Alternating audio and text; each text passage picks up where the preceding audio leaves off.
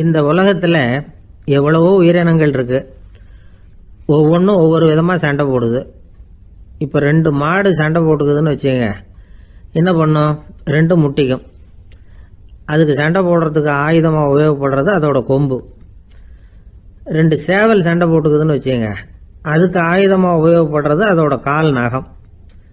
காலால் தான் அது ஒன்றோட ஒன்று சண்டை போட்டுக்கும். ஆனால் 2 மனுஷன் சண்டை போட்டுக்கிறான்னு வச்சுங்க, இவன் இன்னதை தான் ஆயுதமாக உபயோகப்படுத்துவான்னு குறிப்பிட்டு சொல்ல முடியாது. கல்லை எடுப்பான், கத்தி எடுப்பான், துப்பாக்கி எடுப்பான், என்ன வேணாலும் பண்ணுவான். வாயால் திட்டுவான், கையால் அடிப்பான், காலால் உதைப்பான், சகலகலாக வல்லவன். விலங்குகள்லாம் பொதுவாக வாயை சாப்பிட்றதுக்கு மட்டும்தான் உபயோகப்படுத்துது. ஆனால் இவனுக்கு சாப்பிட்றதுக்கும் அதுதான், சாப்பிட்டு விட்டு திட்டுறதுக்கும் அதுதான். ஆனால் ஒரு விஷயத்தில் மட்டும் கெட்டிக்கிறேன். அதாவது நாம் சண்டை போட்டுக்கிட்டாலும் பரவாயில்லை, கோழிகள் சண்டை போடாமல் இருக்கணும் அப்படின்னு ஆசைப்படுறான். எதுக்காக? கோழிகள் சண்டை போடாமல் இருந்தால் நிறைய முட்டைகள் போடுமா, அதுக்காக தான் இந்த அக்கறை. கோழி பண்ணை வச்சிருக்கிறவங்களுக்கு இது ஒரு பெரிய பிரச்சனை. அதாவது பண்ணையில் இருக்கிற கோழிகளுக்குள்ளே அடிக்கடி சண்டை வந்துடும். அதனால் முட்டை உற்பத்தி குறைஞ்சிரும். சரி, இதுக்கு என்ன பண்ணுறது? பண்ணையில் போய் உட்காந்துக்கிட்டு தினமும் பஞ்சாயத்து பேசிகிட்டு இருக்க முடியுமா? அமெரிக்காவில் கோழி பண்ணை வச்சிருக்கிற ஒருத்தர் இதை பற்றி யோசனை பண்ணி பார்த்தாராம். ஒரு வழியையும் கண்டுபிடிச்சிருக்கார். கோழிக்கெல்லாம் மூக்கு கண்ணாடி மாட்டி விட்டுட்டோம்னா அது சண்டை போடுற குணம் குறைஞ்சிரும், முட்டை அதிகமாகிடும். அந்த கண்ணாடியில் உள்ள லென்ஸு சிவப்பு நிறத்தில் இருக்கணும், அவ்வளவுதான் அப்படின்னு அவர் கண்டுபிடிச்சாராம். இது ஏற்கனவே நடைமுறையில் கண்டுபிடிக்கப்பட்ட ஒரு விஷயம். ஆனால் எல்லா கோழிக்கும் சிவப்பு மூக்கு கண்ணாடி எப்படி மாட்டி விடுறது? அப்படியே மாட்டி விட்டாலும் அது நழுவாமல் இருக்கணுமே. இப்போ நாமெல்லாம் நடு விரலால் மூக்கு கண்ணாடி நடுவில் தொட்டு அப்படி ஸ்டைலாக சரி பண்ணிக்கிறோம். அது மாதிரி கோழி எப்படி சரி பண்ணிக்கும்? இதுதான் பிரச்சனை. இதுக்கு அவர் என்ன வழி கண்டுபிடிச்சாருன்னா, கோழிக்கெல்லாம் மூக்கு கண்ணாடிக்கு பதிலாக விழியொட்டு வில்லைகள், கான்டாக்ட் லென்ஸ், அதை பொருத்தி விட்டா என்ன அப்படின்னு யோசனை பண்ணார். அதே மாதிரி பண்ணார். அதே மாதிரி செஞ்சு பார்த்தார், வெற்றி. அதுக்கப்புறம் கோழியெல்லாம் சண்டை போட்டுக்கலையாம், சமாதான பிரியர்கள் ஆகிட்டு தான். கோழிகளுக்கு இயல்பாகவே சண்டை போடுற குணம் உண்டு. ஆனால் அதோட கண்ணுக்கு பார்க்குற பொருள்லாம் ரோஜா நிறத்துலையோ அல்லது இன்னும் சொல்ல போனால் அழுத்தமான சிவப்பு நிறத்துலையோ தெரிஞ்சதுன்னா சண்டை போடுற குணம் குறைஞ்சிருதான்.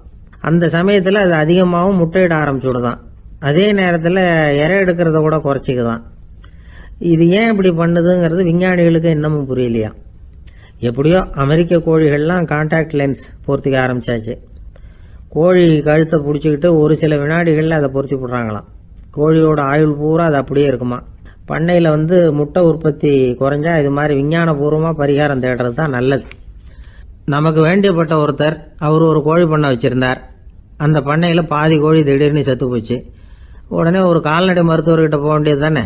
அங்கே போகல, உள்ளூரில் மந்திரம் பண்ணிகிட்டு இருந்த ஒரு சாமியார்கிட்ட போனார். அவர் காலில் விழுந்தார். சாமி, என் பண்ணையில் பாதி கோழி செத்து போட்டுதுன்னார். சாமியார் யோசனை பண்ணார். சரி, பண்ணையில் வாசப்படி கிழக்கு பக்கமாக வச்சுருக்கியா மேற்கு பக்கமாக வச்சுருக்கியான்னு கேட்டார். கிழக்கு பக்கமாக இருக்குன்னார் அவர். அதுதான் தப்பு, மேற்கு பக்கமாக அதை மாற்று, சரியாக போடும்னாராம். அதே போல் அவர் போய் மாற்றிவிட்டார். அப்பவும் பாதி செத்து போச்சு. மறுபடியும் சொன்னார், சாமி மறுபடியும் பாதி கோழி செத்து போட்டுதேன்னார். சரி, கூரை எப்படி போட்டிருக்க? ஓடு போட்டிருக்கியா இல்லை கீத்து போட்டிருக்கியான்னார். ஓடு போட்டிருக்கேன்னாராம் அவர். அதுதான் தப்பு, கீத்து போட்டுரும், சரியாக போடும்னாராம். சரின்னு போய் அதையும் மாற்றி பார்த்தார். மறுபடியும் போயிட்டுது, கோழி செத்து போச்சு. வந்தார், மறுபடியும் பாதி செத்து போச்சு சாமின்னு வந்தார். இவரும் யோசனையை மாற்றி மாற்றி சொல்லிகிட்டே இருக்கிறார். இப்படி அவரும் மாற்றி மாற்றி பார்த்தார். 6வது தடவையாக அவரை தேடிட்டு வந்தார்.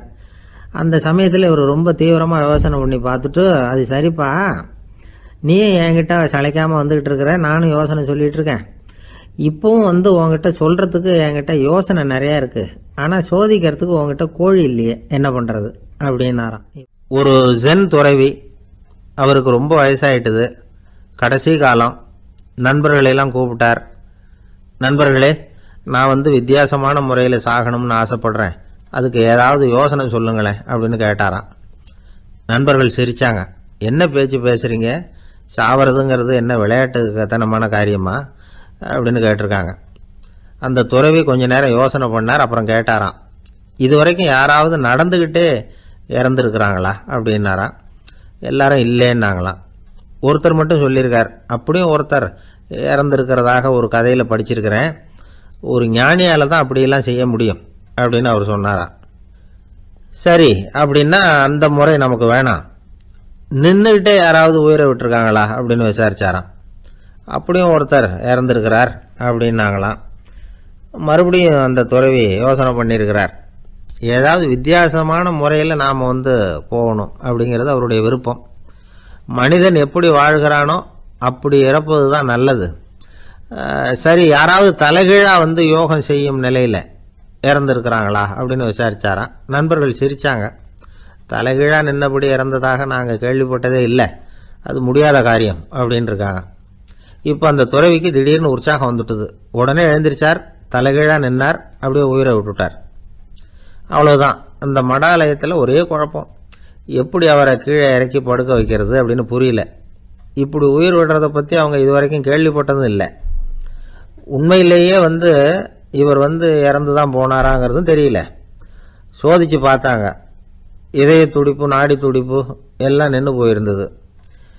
இவர் எப்பவும் இப்படி தான், என்ன பண்ணுறது இப்போது அப்படின்னு சொல்லி எல்லாரும் குழம்பிக்கிட்டு இருக்கிற சமயத்தில் ஒரு பெரியவர் யோசனை சொன்னார். இந்த துறவியோட மூத்த சகோதரி பக்கத்து மடாலயத்தில் இருக்கிறாங்க, அவங்கள இங்கே அழைச்சிட்டு வந்தால் ஏதாவது வழி கிடைக்கும் அப்படின்னார். அந்த அம்மாவுக்கு 90 வயசு. அழைச்சிட்டு வந்தாங்க. ஒரு குச்சியை ஊன்றிக்கிட்டு அப்படியே மெதுவாக நடந்து வந்தாங்க. தம்பி, தலைகீழாக நின்று உயிர் விட்டு இறக்கிறத பார்த்தாங்க. தம்பின்னு கூப்பிட்டு பார்த்தாங்க, ஒன்றும் காணோம். உடனே என்ன பண்ணாங்க, தன்னுடைய கைத்தடியால் தம்பியோட உடலை ஒரு தட்டு தட்டினாங்க. ஏப்பா, சாகிறப்பவும் உன்னுடைய குறும்புத்தனத்தை விடலையா? இப்படியாடா சாகிறது, ஒழுங்காக செத்து தொலை அப்படின்னாங்களாம். அவ்வளவுதான். உடனே அந்த துறவி திரும்பி நேராக நின்னார். அக்கா, கோவப்படாத, நான் ஒழுங்காக சாகிறேன், எப்படி செத்தா என்ன, எல்லாம் எனக்கு ஒன்று தான் அப்படின்னு சொல்லிவிட்டு அப்படியே தரையில் படுத்து உயிரை விட்டாராம். அதுக்கப்புறம் அந்த அம்மா கோலை கையில் எடுத்துக்கிட்டு அப்படியே திரும்பி கூட பார்க்காம அவங்க பாட்டுக்கு போயிட்டாங்களாம். மரணத்தை ஒரு விளையாட்டாக ஆக்கிய அந்த துறவிக்கு வாழ்க்கையே ஒரு விளையாட்டாக தான் இருந்திருக்குது. எந்த நோக்கமும் இல்லாமல் செயல்படுறதுன்னா என்னங்கிறதும் அவருக்கு தெரிஞ்சிருக்குது. பயனை எதிர்பார்க்காம பணி செய்து வாழ்ந்து மறைந்த மகான் அவர். தம்முடைய தொழிலை விளையாட்டு போல செய்ய தெரிஞ்சவருக்கு வாழ்க்கையே ஒரு விளையாட்டாக மாறிடும். எல்லாமே விளையாட்டாகி விடுகிற போது மரணமும் விளையாட்டாகிவிடும் அப்படிங்கிறது தான் அந்த தத்துவம். ஆனால் அதுக்கு முன்னாடி உங்களுக்குள்ளே இருக்கிற உண்மையான நடிகனை நீங்கள் அடையாளம் கண்டுபிடிக்கணும். நீங்கள் நடிக்க வேண்டியதே இல்லை, நீங்கள் ஏற்கனவே நடிச்சுக்கிட்டு தான் இருக்கிறீங்க. நீங்கள் இந்த உண்மையை தெரிஞ்சுக்கணும், அவ்வளவுதான். இதுதான் ஞானிகளுடைய கருத்து. வாழ்க்கையை சரியாக புரிஞ்சுக்கிட்டால் எல்லாமே நடிப்புங்கிறது புரியும். கல்யாண பத்திரிக்கை அனுப்பியிருந்தேனே, ஏன்டா வரலன்னு கேட்டான் ஒருத்தன். வந்திருந்தேனே அப்படின்னானா இவன். டேய், ஏன்டா போய் சொல்கிற, நான் பத்திரிக்கையே உனக்கு அனுப்பலையே அப்படின்ட்டுருக்கான் அவன். அதுக்கு இவன் சொன்னானா, பத்திரிக்கை அனுப்புனேன்னு நீ போய் சொல்கிறப்போ கல்யாணத்துக்கு வந்தேன்னு நான் போய் சொல்லக்கூடாதா அப்படின்னானா. சில பேர் எப்படின்னா, அவங்க பேசுகிற வார்த்தை ஒரு மாதிரியாக இருக்கும், அதுக்கு அர்த்தம் வேற மாதிரியாக இருக்கும். அதனால் நாம் அவசரப்பட்டு ஒரு முடிவுக்கு வந்துடக்கூடாது, யோசித்து பார்க்கணும். இல்லைன்னா விவரம் தெரிஞ்சவங்களை கேட்டு அதுக்கு அர்த்தம் என்னன்னு கண்டுபிடிக்கணும். ஒரு ஊரில் ஒரு பெரியவர் இருந்தார். அவருக்கு 3 பிள்ளைங்க. கடைசி காலத்தில் அவர் அந்த 3 பிள்ளைங்களையும் கிட்டத்தில் கூப்பிட்டு 3 அறிவுரைகளை சொல்லிவிட்டு கண்ணை மூடிட்டார். அவர் சொன்ன அறிவுரைகள் என்ன தெரியுமா? பெத்த தாய்க்கு சோறு போடாதே, இது ஒரு அறிவுரை. கொடுத்த கடனை கேட்காதே, இது ஒரு அறிவுரை. விதைச்ச நிலத்துக்கு வேலி போடாதே, இது ஒரு அறிவுரை. என்ன இது எல்லாம் ஒரு மாதிரியா இருக்குது, இதெல்லாம் பார்த்தா அறிவுரை மாதிரியா தெரியுது, என்னப்பா இப்படி சொல்றிய அப்படின்னு கேட்கலாம்னா அவர் அதுக்குள்ள கண்ணை மூடிட்டார். சரி, அப்பா சொல்லிவிட்டு போன அறிவுரைக்கு அர்த்தம் என்ன, அதை எப்படியாவது கண்டுபிடிப்போம் அப்படின்னு சொல்லி அந்த 3 பிள்ளைங்களும் ஆளுக்கு ஒரு அறிவுரையை எடுத்துக்கிட்டு வெளியில புறப்பட்டாங்களாம், விவரம் தெரிஞ்சவங்களை கேட்கலாம்னு. ஒரு பெரியவர் வந்தார். அவரை பார்த்து விளக்கம் கேட்டாங்க. ஐயா, கொஞ்சம் நெல்லுங்க, எங்க அப்பா சாகர சமயத்துல பெத்த தாய்க்கு சோறு போடாதேன்னு சொல்லிவிட்டு போனார், அப்படின்னா என்ன அர்த்தம் அப்படின்னு கேட்டாங்க. அந்த பெரியவர் கொஞ்சம் யோசனை பண்ணி பார்த்துட்டு அப்புறம் விளக்கம் சொன்னார். பெத்த தாய்க்கு சோறு போடாதேன்னா பொதுவா வயசானவங்களுக்கு அடிக்கடி கோபம் வரும். மருமகளோ மற்றவங்களோ சோறு போட்டா சீரா போட்டா ஐயோ குறைச்சி போடுறாளே, தாராளமா போடுறதுக்கு மனசு வரலையேம்பாங்க. தாராளமா போட்டா ஐயோ இப்படி மாட்டுக்கு கொட்டுறது மாதிரி கொட்டுறாளேம்பாங்க. ஆக எப்படி போட்டாலும் கோபம் வரும். அதனால இவங்களுக்கெல்லாம் நாம சோறு போடக்கூடாது, அவங்களா எடுத்து போட்டுக்கிற மாதிரி அவங்களுக்கு முன்னாடி வச்சுடணும். அதுதான் புத்திசாலித்தனம். அதை தான் உங்க அப்பா பெத்த தாய்க்கு சோறு போடாதேன்னு சொல்லியிருக்கிறார். போடாதேன்னா அவங்களா எடுத்துக்கிற அளவுக்கு அவங்க முன்னாடி சோத்தை வச்சிருங்க, அவங்க வேணுங்கிறத எடுத்துக்கிட்டோம்னு அர்த்தம் அப்படின்னு விளக்கம் கொடுத்தாரு அந்த பெரியவர். சரிங்க, அடுத்தபடியா எங்க அப்பா கொடுத்த கடனே கேட்காதேன்னு சொன்னாரு, அது எப்படிங்க நாங்க கேட்காம இருக்க முடியுமா அப்படின்னு கேட்டிருக்காங்க. பெரியவர் சொன்னார், கொடுத்த கடனை கேட்காதேன்னா கடனை கொடுத்துட்டு அதை கேட்டு வாங்குற அளவுக்கு நடந்துக்கிறவனுக்கு கடன் கொடுக்காதேன்னு அர்த்தம். கொடுத்த கடனை கேட்காமலே திருப்பி கொண்டாந்து கொடுக்குற நல்லவங்களா பார்த்து கடனை கொடுக்கணும். அததான் உங்க அப்பா அப்படி சொல்லி இருக்கிறார், கொடுத்த கடனை கேட்காதேன்னு அப்படின்னு விளக்கம் கொடுத்தார். உடனே இவங்க அந்த மூணாவது விஷயத்தையும் சொல்லி விளக்கம் கேட்டாங்க. விதைச்ச நிலத்துக்கு வேலி போடாதேன்னு சொன்னாரு, அது எப்படி வேலி போடாம இருக்க முடியும் அப்படின்னு கேட்டாங்க. ஏன் முடியாது? நம்ம நிலத்தை சுத்தி இருக்கிற நிலத்துக்கு சொந்தக்காரங்க எல்லாம் நல்லவங்களா இருந்துட்டா நம்ம நிலத்துக்கு வேலி போட வேண்டிய அவசியம் இல்லையே, வேற பாதுகாப்பு தேவையில்லையே. அதனால நல்லவங்க நிலத்துக்கு மத்தியில நம்ம நிலம் இருக்கிறது மாதிரி பாத்துக்கணும், அதுதான் அதுக்கு அர்த்தம் அப்படின்னாரு அந்த பெரியவர். அதுக்கு பிறகுதான் இந்த பிள்ளைங்களுக்கு அப்பா சொன்ன புத்திமதியோட பொருள் புரிஞ்சுதான் ஒரு பெரியவர் இந்த உலகத்தை விட்டு போகக்கூடிய நிலைமையில இருக்கிறார், கட்டில படுத்திருக்கிறார். சொந்தக்காரங்க எல்லாம் கூப்பிட்டு ஆளுக்கு ஒரு புத்திமதி விதமா சொல்லிக்கிட்டே இருக்கிறார். அவங்க எல்லாம் கிட்டத்துல வந்து அவர் சொல்ற புத்திமதியை கேட்டுட்டு போறாங்க. கடைசியா அவரோட மனைவி கிட்டத்துல வந்தாங்களாம். எனக்கு என்ன புத்திமதி சொல்லிட்டு போறீங்க அப்படின்னு கேட்டிருக்காங்க. உனக்கு எதுவும் புத்திமதி சொல்ல வேணாம்னு நினைக்கிறேன்னாராம் அவரு. ஏன்னு கேட்டாங்களாம் இவங்க. இதுவரைக்கும் நான் சொன்ன எந்த புத்திமதியை நீ ஒழுங்கா கேட்டிருக்கிற அப்படின்னு சொன்னாராம். ஒரு வயதான குரு சாய்வு நாற்காலியில உட்கார்ந்திருந்தார். ஒரு ஆள் அவரை தேடிட்டு வந்தான். வந்து அவர் முன்னாடி நின்னான். ஐயா, நான் உங்களுக்கு சீடனா ஆயிடலாம்னு நினைக்கிறேன் அப்படின்னா. அந்த குரு நிமிந்து பார்த்தார். இத பாருப்பா, அது அவ்வளவு சுலபமான வேலை இல்ல. அப்படியா சொல்றீங்க அப்படின்னா. ஆமா, நீ ஒரு சீடனா ஆகணும்னா உன்னுடைய அகங்காரத்தை எல்லாம் விட்டுடணும், தியானத்துல முழுமையா ஈடுபடணும், இது மாதிரி இன்னும் பல காரியங்களை ஒழுங்கா செய்யணும், ஒரு ஈடுபாட்டோட செய்யணும். அது மட்டும் இல்ல, இதெல்லாம் தொடர்ந்து நீண்ட நாட்களுக்கு செய்ய வேண்டி இருக்கும். அப்படி உன்னால முடியுமா அப்படின்னார். வந்தவன் யோசிக்க ஆரம்பிச்சான். சீடனாகிறதுலேயே இவ்வளவு சிரமம் இருக்குங்கிறது அவனுக்கு தெரியாது. யோசிச்சுக்கிட்டே அந்த குருவை பார்த்தான். அவர் சாய்வு நாற்காலியில இருந்த நிலைமைய பார்த்தான். சரிங்க சுவாமி, சீடனாகிறது இவ்வளவு கஷ்டம்னா அது வேணாம், அதுக்கு பதிலா உங்களை மாதிரி ஒரு குருவா ஆயிடுறேனே அப்படின்னா. குரு சிரிச்சார். நீ சொல்றது சரிதான், குருவாகிறது சுலபமான வேலைதான் அப்படின்னார். இதை கேட்டதும் அந்த ஆளுக்கு ஏகப்பட்ட சந்தோஷம். கஷ்டப்படாம குருவாயிடலாம் போல இருக்குதே அப்படின்னு கணக்கு போட்டான். பிறகு அந்த குரு சொன்னார், நீ குருவாயிட்டா பல சீடர்களுக்கு தலைவனா ஆகணும், அவங்கள வழி நடத்தி செல்லணும். அது கஷ்டமாச்சே. ஏன்னா பல பேர் கோபப்படுறவங்களா இருப்பாங்க, சில சமயம் சண்டை கூட போட்டுக்குவாங்க, சொல்றத கேட்க மாட்டாங்க, பணிவு இருக்காது. இப்படிப்பட்டவங்களை எல்லாம் சமாளிக்கிறதுங்கிறது ரொம்ப ஆபத்தான விஷயமாச்சேன்னார். என்ன சுவாமி, இப்ப கொஞ்ச நேரத்துக்கு முன்னாடி தானே சொன்னீங்க குருவா ஆகிறது சுலபம்னு அப்படின்னா. ஆமா, அது சரிதான். இப்ப என்னையே பாரு, நான் எவ்வளவு ஓய்வா இருக்கிறேன். ஆனா ஒண்ணு, ஒருத்தன் பல சீடர்களை வந்து வழி நடத்தி செல்லணும், அல்லது ஒரு சீடன் ஆயிடணும். இப்படி ரெண்டுல ஒண்ணு ஆனாதான் நல்லது அப்படின்னாரு அவரு. அவன் இப்ப ரொம்ப குழம்பி போயிட்டான். ஏன்னா மாத்தி மாத்தி ஒவ்வொரு விதமா சொல்றாருன்னு. சுவாமி, நீங்க சொல்றத பார்த்தா ரெண்டுமே கஷ்டமான காரியமா தான் தோணுது. என்ன முடிவு எடுக்கிறதுன்னு எனக்கு புரியல. அதனால உங்களுடைய அபிப்பிராயம் என்ன, அதை சொல்லுங்க அப்படின்னு கேட்டான். இப்ப அந்த குரு சொன்னார், நீ பல சீடர்களின் தொல்லைகளுக்கு ஆளாகிறத விட நீயே முதல்ல சீடனாகி தொல்லைப்படுறதுதான் சரியா இருக்கும். ஏன்னா அப்ப நீ உன்னுடைய பிரச்சனையை மட்டும்தான் கவனிக்க வேண்டியிருக்கும். குரு ஆயிட்டீன்னா பல பேருடைய பிரச்சனையில தலையிட வேண்டியிருக்கும் அப்படின்னார். ஒரு உண்மையான குருவுக்கும் சீடனுக்கும் உள்ள உறவுங்கிறது ரொம்ப பயன் கருதாத ஒரு அன்பு கலப்பு. ரெண்டு இயற்கையான முழுமை நெருங்கி வந்து ஒன்றோட ஒன்று கலக்கிறது. நீங்க கேள்வி கேட்டா எப்படி அது முழுமை இருக்க முடியும்? அதுல முழுமைங்கிறது ஒரு அமைதியான நிலை. இந்த காலத்து குரு சீடர்கள்லாம் வேற மாதிரி. ஒரு குரு தன் சீடன் கிட்ட சொன்னார், இந்த பாருப்பா, நீ இந்த உலகத்துல எதுக்கும் பிரயோஜனப்பட மாட்ட, பன்றி மேய்க்கிறது கூட லாய்க்கில்லை அப்படின்னார். அப்படின்னா ஒண்ணு செய்யறேன் அப்படின்னு நான் சீடன். என்ன பண்ணுவேன்னு கேட்டிருக்காரு குரு. உங்களை மாதிரியே ஒரு குருவாயிடுறேனே அப்படின்னு நானா. அந்த சீடன் அசோக மன்னர் வந்துகிட்டு இருக்கார். அவருடைய ஆலோசகர்கள் எல்லாம் பக்கத்துல வந்துகிட்டு இருக்கிறாங்க.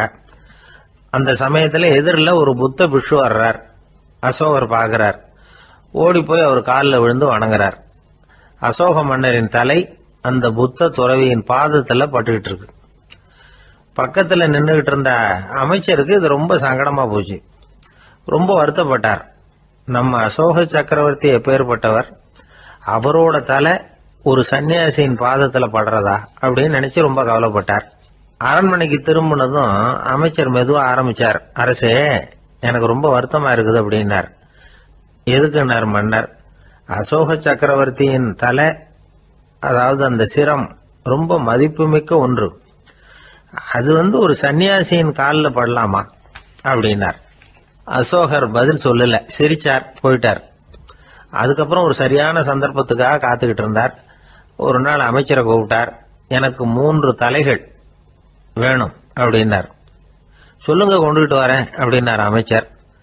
அசோகர் சொன்னார், முதல்ல எனக்கு தேவையானது ஒரு ஆட்டின் தலை, 2வது ஒரு புலியின் தலை, 3வது ஒரு மனிதனின் தலை. இதுதான் அசோகர் கேட்டது.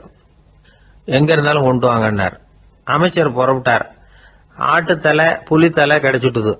அப்புறமா ஒரு சுடுகாட்டுக்கு போய் ஒரு மனித தலையும் சேகரம் பண்ணிட்டு ராஜா கிட்ட வந்துட்டார். அரசே, உங்கள் ஆணைப்படி 3 தலைகளையும் கொண்டு வந்திருக்கிறேன்னார். அசோகர் பார்த்தார். ரொம்ப நல்லது, இப்ப இது 3ஐயும் எடுத்துக்கிட்டு போய் சந்தையில வித்துட்டு வாங்க அப்படின்னார். அமைச்சர் அதுகளை எடுத்துக்கிட்டு சந்தைக்கு போனார். முதல்ல ஆட்டுத்தலை நல்ல விலைக்கு வித்து போச்சு. நல்ல விலை கொடுத்து வாங்கிட்டு போட்டாங்க. அடுத்தபடியா புலி தலைய ஒருத்தர் வாங்கிட்டார். அதை பாடம் பண்ணி வீட்டில் மாட்டி வைக்கலாமே அப்படின்னு நினைச்சு அதையும் வாங்கிட்டு போட்டார். மனித தலையை மட்டும் வாங்கறதுக்கு யாரும் முன் வரல. எல்லாரும் அதை பார்த்துட்டு விலகி போக ஆரம்பிச்சாங்க. அமைச்சர் திரும்பி வந்தார். அரசே, இந்த தலையை மட்டும் யாரும் வாங்க மாட்டேங்கிறாங்க அப்படின்னார். சரி, பரவாயில்ல, இதை இலவசமாவே எனாமாவே யாருக்கிட்டையாவது கொடுத்துட்டு வந்துருங்க அப்படின்னார். அமைச்சர் மறுபடியும் சந்தைக்கு போனார். இதை இலவசமா தரேன், இதை வாங்கிக்கோங்க அப்படின்னார். அப்பவும் அதை யாரும் வாங்கிக்கிறதுக்கு தயாரா இல்லை. மறுபடியும் திரும்பி மன்னர்கிட்ட விவரத்தை சொன்னார். இப்போ மன்னர் சொல்றார், அமைச்சரே, உயிர் இருக்கிற வரைக்கும் தான் இந்த தலைக்கு மதிப்பு. ஜீவன் போனதுக்கு அப்புறம் அதோட மதிப்பும் போயிடுது. அதனால மதிப்பு இருக்கும் பொழுதே பெரியவர்கள் பாதம் பணிந்து அந்த புனிதத்தை பெற்றுக்கொள்ளணும் அப்படின்னார். பணிவுங்கிறது வேற, அடிமைத்தனம்ங்கிறது வேற. பெரியவர்களை பணிவது நமக்கு பெருமை தரக்கூடிய விஷயம். இதை மனசுல வச்சுக்கிட்டு எப்போ காலில் விழணும், எப்போ காலில் விழக்கூடாது அப்படிங்கிறத முடிவு பண்ணிக்கணும். ஒரு சாதாரண ஆள் நடந்து வந்துகிட்டு இருந்தார். எதிரில் ஒரு பெரிய மனுஷன் ஓடி போய் அவர் காலில் விழுந்து தன்னுடைய தலையை அவர் பாதத்தில் கொண்டு போய் வச்சார். கொஞ்ச நேரம் கழிச்சு எழுந்திரிச்சு வந்துட்டார். வந்த பிறகு இவரை கேட்டேன், ஏன் திடீர்னு ஓடி போய் அந்த ஆளு காலில் விழுந்தீங்க அப்படின்னு. அவர் போட்டிருக்கிறது என்னோட காணாம போன செருப்பான்னு கண்டுபிடிக்கிறதுக்காக அப்படி விழுந்தேன் அப்படின்னா. ஒரு இலக்கிய கூட்டம் ஏற்பாடு பண்ணியிருக்கிறோம், நீங்க அவசியம் அதில் பேசணும் அப்படின்னு கேட்டுக்கிட்டார் ஒருத்தர். வேணாங்க, 4 பேருக்கு முன்னாடி நிக்கிறதுன்னா எனக்கு ரொம்ப கூச்சமா இருக்கும் அப்படின்னாரு இவர். ஏன் சார், இன்னமும் குழந்தை மாதிரி கூச்சப்படுறீங்களே அப்படின்னார் அவர். அவரை ஒரு மாதிரியா சமாளித்து அனுப்பி வச்சுட்டு அதுக்கப்புறம் அதை பற்றி இவர் யோசிச்சு பார்த்துருக்கார். சில நிபுணர்கள் எழுதியிருக்கிறத படிச்சும் பார்த்துருக்கிறார். மனோதத்துவ நிபுணர்கள் என்ன சொல்றாங்க தெரியுமா? 10லேருந்து 20% குழந்தைகள் பிறக்கிறப்பவே கூச்ச சுபாவம் கொண்டதாக தான் இருக்குதான். ஒரு தாத்தா தன்னோட பேர பிள்ளைய ஆசையாக கூப்பிடுறார் விளையாட்டு காட்ட, அதை அழுதுகிட்டு ஓடி போகுது. ஒரு அம்மா தன்னோட பிள்ளைய பள்ளிக்கூடத்தில் சேர்க்கறதுக்காக கூப்பிட்டுக்கிட்டு போகிறாங்க. அந்த புள்ள அம்மாவோட முந்தானையில் ஒளிஞ்சிக்கிட்டு வெளில வரமாட்டேங்குது. இவங்களெல்லாம் எப்படி சமாளிக்கிறது? குழந்தைகளோட கூச்ச சுபாவத்தை போக்குறது எப்படி? இதுக்கு நிபுணர்கள் சில யோசனைகளை சொல்லியிருக்கிறாங்க. மற்றவங்களுக்கு முன்னாடி என் பையனுக்கு கூச்சம் ரொம்ப அதிகம் சார், மற்றவங்க பார்த்தா ரொம்ப வெக்கப்படுறான், இப்படி சொல்கிற அப்பாக்கள் உண்டு. என் பையன் புது மனுஷால பார்த்தா அட்டையாக ஒட்டிக்குவான் சார் அப்படின்னு சொல்கிற அப்பாக்களும் உண்டு. இப்படிலாம் குழந்தைகளுக்கு முத்திரை குத்துறது ரொம்ப தப்பான். புதுசாக யாராவது வீட்டுக்கு வந்தால் குழந்தை தானாக தன்னோட கூச்சத்தையும் பயத்தையும் போக்கிக்கிட்டு சகஜமாக மாறி வர்றதுக்கு வாய்ப்பு கொடுக்கணுமா. ஒரு கூட்டத்துக்கோ அல்லது சொந்தக்காரங்க கல்யாணத்துக்கோ குழந்தைய அழைச்சிட்டு போகிறீங்க, அங்கே போய் கட்டாயப்படுத்தி குழந்தைய மற்றவங்க கிட்ட பேச சொல்லக்கூடாது. சில சமயம் குழந்தை தானாக தன்னுடைய கூச்ச சுபாவத்தை விட்டு பேசுறதுக்கு முன் வந்தால் அதை பாராட்டணும். குழந்தை கலகலப்பு இல்லாமல் மௌனமாக இருந்ததுன்னா அதையும் கண்டுக்கக்கூடாது. குழந்தை பேச ஆரம்பித்தா அதை ஆர்வத்தோடு கவனிக்க தெரியணும்.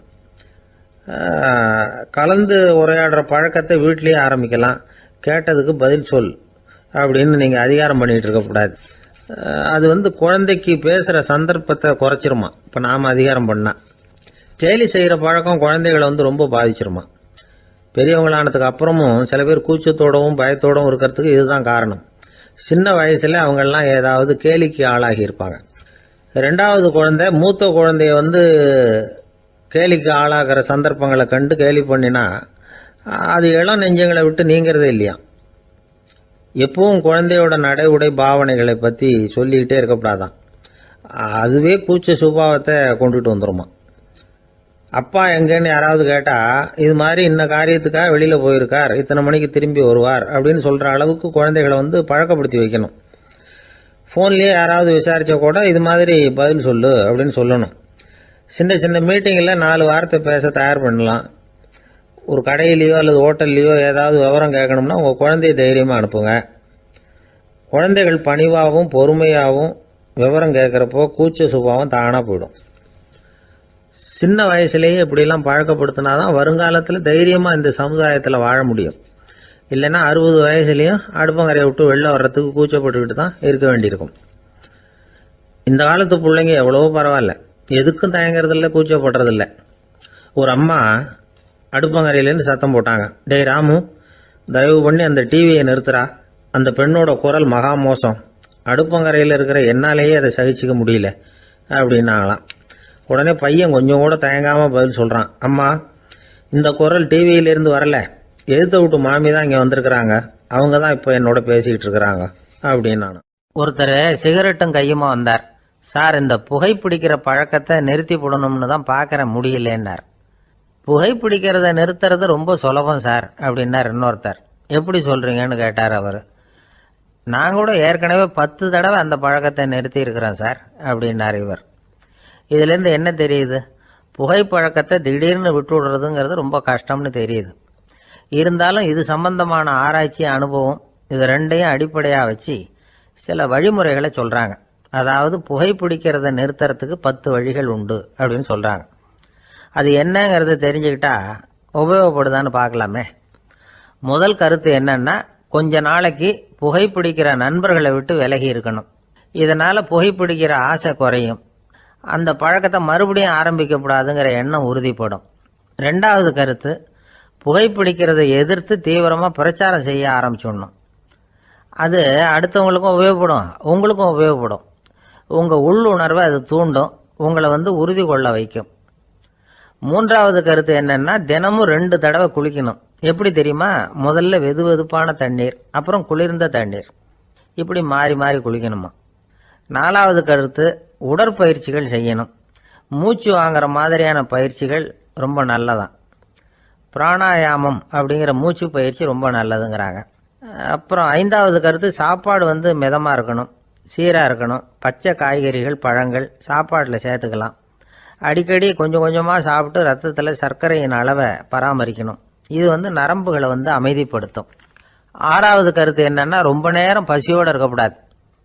புகைப்பிடிக்கிறத நிறுத்த முயற்சி செய்யும் பொழுது எடை குறைப்பு நடவடிக்கைகளை மேற்கொள்ளக்கூடாது. 7வது கருத்து, காப்பி, தேநீர், மதுபானம், அப்புறம் போதைப் பொருள்கள் கலந்த உணவுகள் இதெல்லாம் வேணாம். புகைப்பிடிக்கிறத அதெல்லாம் ஊக்கப்படுத்தும். கடுகு, மிளகு, அப்புறம் காரமான பொருள்களை தவிர்க்கணும். உப்பு அளவை குறைக்கணும். தினமும் 10 குவளை தண்ணீராவது குடிக்கணும். வெறும் தண்ணி புகைப்பிடிக்கிற ஆவலை தணிக்குதான். 8வது கருத்து, கையில் சிகரெட்டு, புகையில ஏதாவது இருந்தால் உடனே தூக்கி எறிஞ்சிருங்க. அது கையில் இருக்கிற வரைக்கும் புகைப்பிடிக்கிற ஆசை வந்துக்கிட்டே இருக்கும். 9வது கருத்து என்னன்னா, இறை நம்பிக்கை உள்ளவங்க புகைப்பிடிக்கிற எண்ணம் வர்றப்போவெல்லாம் பிரார்த்தனை செய்ய ஆரம்பிச்சுடலாம். 10வது கருத்து, உங்களுக்கு ரொம்பவும் வேண்டியவங்க யாரோ அவங்கக்கிட்ட எல்லாம் நீங்கள் புகைப்பிடிக்கிறத நிறுத்தி விட்டதா சொல்லிவிடுங்க. இந்த 10 வழிகளையும் கடைபிடிக்க ஆரம்பிச்சுட்டா புகைப்பிடிக்கும் பழக்கத்தை நிறுத்தி விடலாம் அப்படின்னு சொல்கிறாங்க அனுபவப்பட்டவங்க. முயற்சி பண்ணி பார்க்கலாம். ஒரு முக்கியமான இடத்துல நின்றுக்கிட்டு இருந்தார் ஒருத்தர். அங்கே இன்னொருத்தர், ஏன் சார் இந்த இடத்துல சிகரெட் பிடிக்கலாமா அப்படின்னு அனுமதி கேட்டார். இந்த இடத்துல சிகரெட் பிடிக்கக்கூடாதுங்க அப்படின்னாரு இவர். நீங்கள் இப்படி சொல்கிறீங்க, ஆனால் இந்த இடத்துல கீழே நிறைய சிகரெட் துண்டுகள் கிடக்குதே, அவங்கெல்லாம் யார்?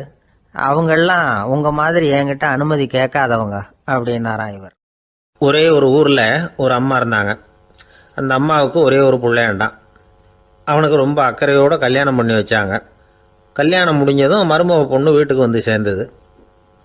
அப்பாடா, என் கடமை முடிஞ்சுது, இனிமேல் அக்கடான்னு எங்கேயாவது ஒரு மூலையில் படுத்து கிடக்கலாம் அப்படின்னு நினச்சாங்க அந்த அம்மா. ஆனால் நினைக்கிறபடி எங்கே நடக்குது? அதுக்கப்புறம் தான் பிரச்சனையே ஆரம்பமாச்சு. மருமகள் குணம் சரியில்லை, ஒரு மாதிரி. அந்த பொண்ணு வீட்டுக்கு வந்ததுமே முதல் வேலையாக மாமியாரை பார்த்து, அதுதான் நான் வந்துட்டேன்ல, இனிமேல் உங்களுக்கு என்ன வேலைங்க, புறப்பட வேண்டியது தானே, காசி ராமேஸ்வரம்னு எங்கேயாவது போங்கோ அப்படின்னுட்டு தான். மாமியாரை பார்த்தாங்க, கொஞ்சம் யோசனை பண்ணாங்க. இந்த பாருமா, நீ இப்படி சொல்கிறதுக்கு முன்னாடியே வீட்டை விட்டு புறப்படணுங்கிற முடிவுக்கு நான் வந்துட்டேன். வீட்டை மட்டும் இல்லை, இந்த உலகத்தை விட்டே கூட போகிறதுக்கு தயாராக இருக்கிறேன். ஆனால் ஒரே ஒரு விஷயத்துக்காக என் உயிரை கையில் பிடிச்சிக்கிட்டு இருக்கிறேன் அப்படின்னாங்களாம். என்ன விஷயம்னு கேட்டது இந்த மருமக பொண்ணு.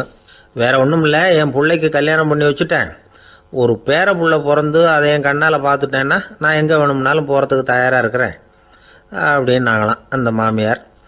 மாமியார் இப்படி சொல்கிறதுலேயும் நியாயம் இருக்கிறதாக பட்டுது அந்த பொண்ணுக்கு. சரி, அப்படியே இருந்து பார்த்துட்டு போகலாம் அப்படின்னு அனுமதி கொடுத்தது. கொஞ்ச காலத்தில் ஒரு பேரன் பிறந்தான். அந்த அம்மாவும் பேரனை கண்ணால் பார்த்துட்டாங்க. சரி, பேரனை பார்த்தாச்சுல்ல, இனிமேல் புறப்பட வேண்டியது தானே அப்படின்னது மருமக பொண்ணு. மாமியார் பார்த்தாங்க, நீ சொல்கிறது சரிதாம்மா, அதில் ஒன்றும் தப்பு இல்லை. என்னோடய பேரன் உங்களை அம்மா அப்பான்னு கூப்பிடுறத என் காது குளிர கேட்டுட்டு போயிடுறேனே அப்படின்னாங்களாம். சரி, அந்த ஆசையை நிறைவேறட்டும் அப்படின்னு காத்துக்கிட்டு இருந்தாங்க. பேரன் வளர்ந்தான், நடந்தான், பள்ளிக்கூடம் போனால் பெரியவனானா. மருமக பொண்ணு மறுபடியும் மாமியாரை விரட்ட ஆரம்பிச்சுட்டுது, இன்னும் புறப்புள்ளையான்னு. இதை பாருமா, இது வரைக்கும் இருந்துட்டேன். பேரனோட கல்யாணத்தையும் கண்ணால் பார்த்தா தான் இந்த கட்டை வேகும் போல் இருக்குது அப்படின்னு சொல்லி ஒரு மாதிரியாக பேச ஆரம்பித்தாங்க. இதுவும் நியாயமான ஆசையாக தான் படுது அப்படின்னு அது யோசிச்சிருக்கு அந்த பொண்ணு. சரின்னு அதுக்கும் ஒத்துக்கிட்டது. உடனே பேரனுடைய கல்யாணமும் முடிஞ்சது ஒரு வழியாக. இனிமேல் ஒரு நொடி கூட இங்கே இருக்கக்கூடாது, புறப்படுங்க அப்படின்னு மாமியாரை விரட்டிச்சான் அந்த பொண்ணு. இப்போ அந்த மாமியார் தன்னோட மருமகளை பார்த்து சொல்கிறாங்க, இதோ கிளம்பிட்டேம்மா, என் மூட்டை முடிச்செல்லாம் கட்டிக்கிட்டேன், புறப்பட்டுவிட்டேன். அப்படியே நீயும் உன் துணிமணிகளை மூட்டை கட்டிக்கிட்டு கிளம்பிடும், என்னோட சேர்ந்து 2 பேருமா சேர்ந்து போயிடலாம் அப்படின்னாங்களாம். அந்த பொண்ணு முழிக்குது. முழிக்காதே, உனக்கும் ஒரு மருமக வந்துட்டா, இனிமேல் நீயும் ஒரு மாமியார் தானே, உனக்கும் இனிமேல் இங்கே வேலை இல்லை, புறப்படு அப்படின்னாங்களாம். அப்போ தான் அந்த பொண்ணு சிந்திக்க ஆரம்பிச்சு தான், தன்னோட தவறு புரிஞ்சுதான்.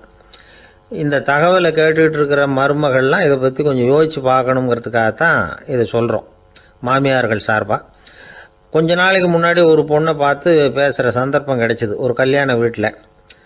அந்த பொண்ணு சொல்லிச்சு, சார் எனக்கு கல்யாணம் ஆகி 15 வருஷம் ஆகுது, நான் மாமியார்கிட்ட சண்டை போட்டதே இல்லை அப்படின்னு ரொம்ப அடக்கமாக சொல்லிச்சு. அது எப்படிம்மா சாத்தியமாச்சுன்னு கேட்டோம். எனக்கு கல்யாணம் ஆகி 15 வருஷம்தான் ஆச்சு, ஆனால் என் மாமியார் செத்து போய் 20 வருஷத்துக்கு மேலே ஆயிட்டுது அப்படின்னு. ஒரு ராஜா ஊரெல்லாம் சுற்றி பார்த்துட்டு வரலாம்னு ஒரு நாள் புறப்பட்டு போனார். ஒரு இடத்துல தறி நெசவு வேலை ரொம்ப மும்முரமாக நடந்துக்கிட்டு இருந்தது. ஒரு பெரியவர் தறியால் நெசவு வேலை செஞ்சுக்கிட்டு இருந்தார். பக்கத்தில் ஒரு அழகான பொண்ணு உட்காந்து நூலை சுற்றிக்கிட்டு இருக்குது. ராஜா அந்த பெரியவரை பார்த்து யார் இந்த பொண்ணுன்னு விசாரித்தார். ராஜா அப்படி கேட்டதும் அவருக்கு ரொம்ப பெருமையாக போயிட்டுது. ஏன்னா உட்காந்துருந்தது அவரோட மகள். அரசே, இது என்னுடைய மகள், இவ வேகமாக நூல் திரிக்கக்கூடியவள், வைக்கோலை எடுத்து இவ திரிச்சா கூட அது எல்லாம் பவுனிழையாக வெளியில் வரும் அப்படின்னு ஒரு ராசி இவளுக்கு அப்படின்னு ரொம்ப பெருமையாக ராஜா கிட்ட சொன்னார். ராஜா இதை கேட்டதும் அசந்துட்டார். அப்படியா, இவ்வளவு அழகும் சாமர்த்தியமும் உள்ள இந்த பொண்ணு என்னோட வரட்டுமே, இவளை என் மருமகளை ஆக்கிக்கிறேன் அப்படின்னார் ராஜா. அந்த பெரியவருக்கு ஒன்றும் புரியல. ஏதோ கொஞ்சம் பெருமையாக சொல்ல போக அது இப்படி ஆயிட்டுதே அப்படின்னு கவலைப்பட்டார்.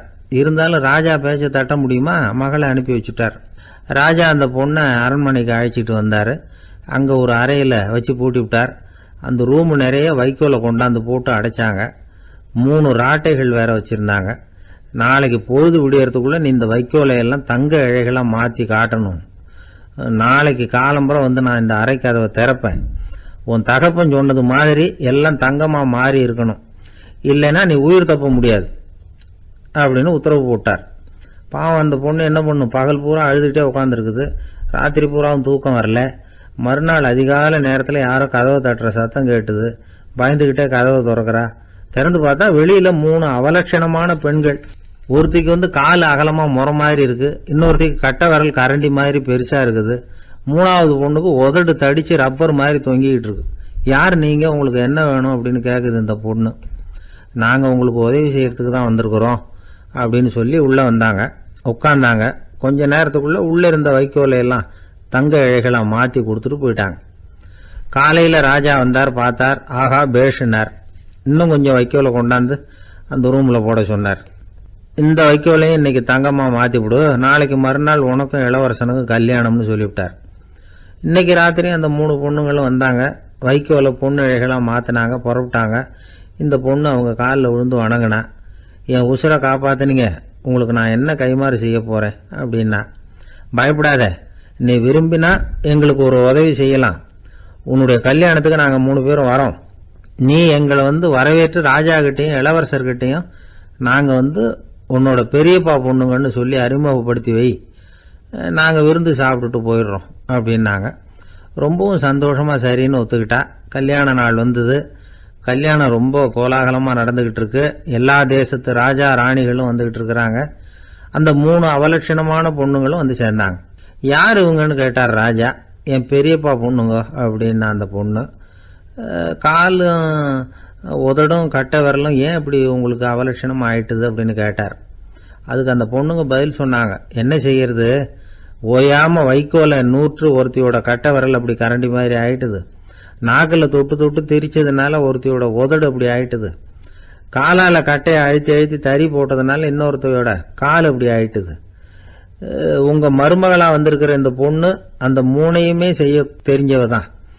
என்ன ஆக போதும் இன்னும் கொஞ்ச நாளில் அப்படின்னாங்க. அவ்வளவுதான். ராஜா பயந்துட்டார். அம்மா, இன்னையிலிருந்து நீ இளவரசனின் மனைவி. நீ எப்பவும் அழகாக இருக்கணும். அதனால் நீ இனிமேல் வைக்கோலை திரிக்கவே கூடாது அப்படின்னு உத்தரவு போட்டார்.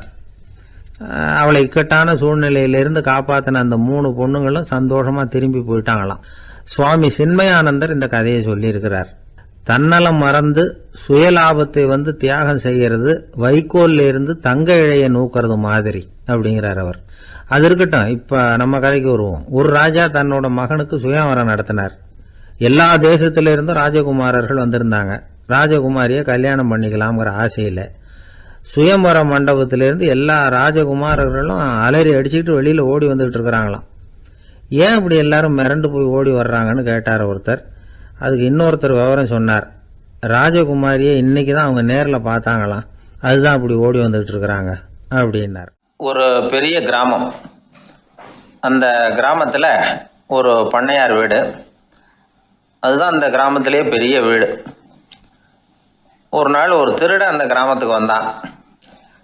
சுற்றி பார்த்தான். அந்த பண்ணையார் வீடு கண்ணில் பட்டுது. இன்னைக்கு ராத்திரி இந்த வீட்டில் தான் நம்ம தொழிலை ஆரம்பிக்கணும் அப்படின்னு சொல்லி அவன் முடிவு பண்ணிக்கிட்டான். ஏன்னா அதுதான் அந்த கிராமத்திலே கொஞ்சம் பெரிய வீடு. அங்கே தான் அவன் எதிர்பார்க்கறது ஏதாவது கிடைக்கும் அப்படிங்கிறது அவனுடைய முடிவு. நடு ராத்திரி அவன் மெதுவாக சுவரேறி குதித்து அந்த பெரிய வீட்டுக்குள்ளே புகுந்தான். அங்கே போய் பார்த்தா முக்கியமான இடங்கள்ல எல்லாம் காவலுக்கு ஆள் நின்றுட்டு இருக்கிறாங்க ராத்திரி நேரத்தில். சரி, இந்த வீட்டில் நம்மால் திருட முடியாது அப்படின்னு முடிவு பண்ணிட்டு மெதுவாக வந்த வழியிலேயே திரும்பி வந்தான்.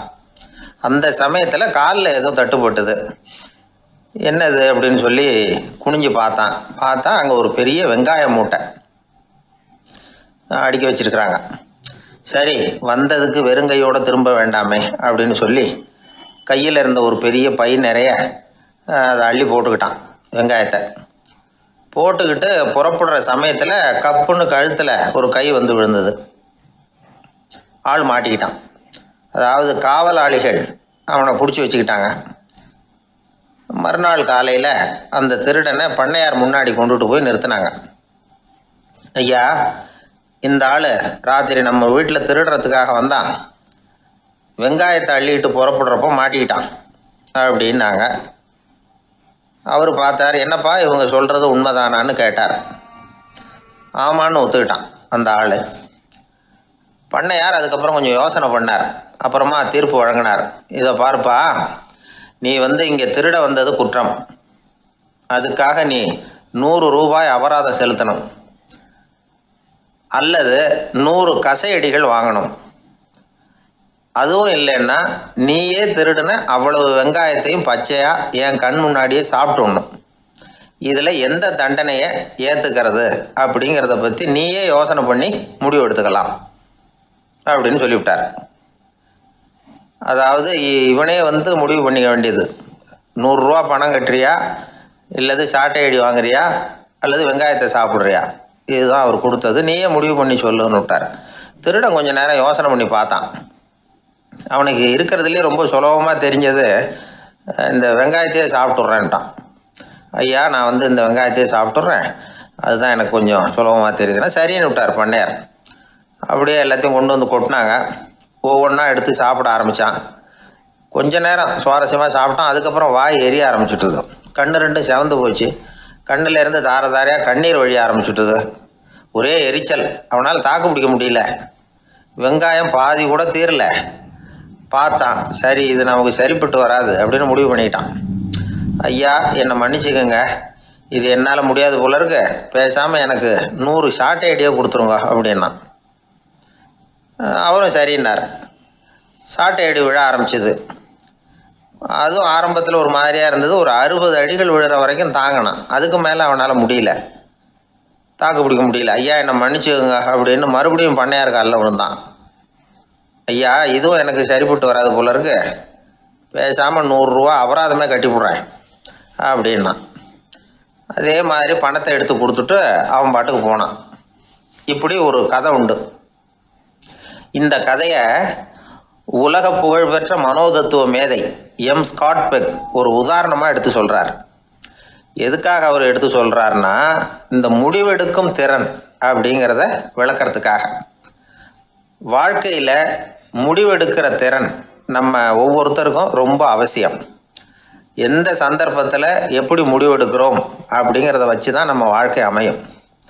எவ்வளவு தான் பணம் இருந்தாலும் சரி, எவ்வளவு தான் படிச்சிருந்தாலும் சரி, இந்த முடிவெடுக்கிற திறன் சரியா இல்லைன்னா வாழ்க்கையில் பல சறுக்கல்களை சந்திக்க வேண்டியிருக்கும். நாம் முடிவுகள் எடுத்தால் அந்த முடிவுகளால் ஏற்படக்கூடிய விளைவுகளுக்கு நாம் பொறுப்பு ஏற்க வேண்டியிருக்குமே அப்படிங்கிற பயத்தினால முடிவெடுக்கிற அதிகாரத்தை பல சமயங்களில் நாம் மற்றவங்களுக்கு தாரவாத்து கொடுத்துட்றோம். நாமே முடிவெடுக்கக்கூடிய திறமையை வளர்த்துக்கிறது தான் ரொம்ப முக்கியம். ஒருத்தர் சொன்னார், சார் சின்ன சின்ன பிரச்சனைகள்ல எல்லாம் எங்கள் வீட்டில் என் மனைவி முடிவு எடுக்க விட்டுருவேன், பெரிய பிரச்சனைகள்ல எல்லாம் நான் தான் முடிவெடுப்பேன் அப்படின்னார்.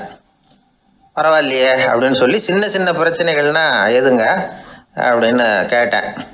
ஒன்றும் இல்லை, இந்த வீட்டு வருமானத்தை பெருக்கிறது எப்படி, வீட்டு செலவை சரி கட்டுறது எப்படி, வீட்டு செலவுக்கு வாங்கியிருக்கிற கடனை அடைக்கிறது எப்படி, இதெல்லாம் சின்ன சின்ன பிரச்சனைகள், என் மனைவிகிட்ட முடிவெடுக்கிற விஷயத்தை விட்டுருவேன்னார். பெரிய பிரச்சனை தான் நான் எடுத்துக்குவேன்னார். அப்படின்னா பெரிய பிரச்சனைன்னா எது சார் அப்படின்னு கேட்டேன். அது என்னென்னா, இந்த உலக பொருளாதாரத்தை மேம்படுத்துறது எப்படி, 21ஆம் நூற்றாண்டில் என்னென்ன சவால்களை சந்திக்க வேண்டியிருக்கும் உலகம், இதெல்லாம் நான் பார்த்துக்குவேன் அப்படின்னார்.